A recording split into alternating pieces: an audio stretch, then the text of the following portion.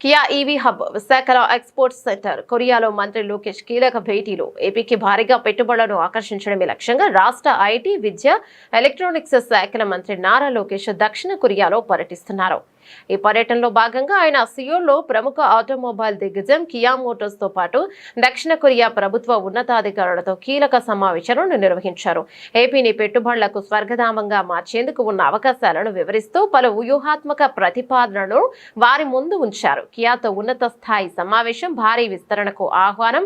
సియోల్లో Kia Motors executive vice president global operations Tae Hanli నేతృత్వంలోని ఉన్నత స్థాయి బృందంతో మంత్రి లోకేష్ భేటీ అయ్యారు. ఈ సందర్భంగా అనంతపురంలో ఇప్పటికే విజయవంతంగా కార్యకలాపాలు నిర్వహిస్తున్న కియా రాష్ట్రంలో తమ కార్యకలాపాలను మరింత విస్తరించాలని కోరారు.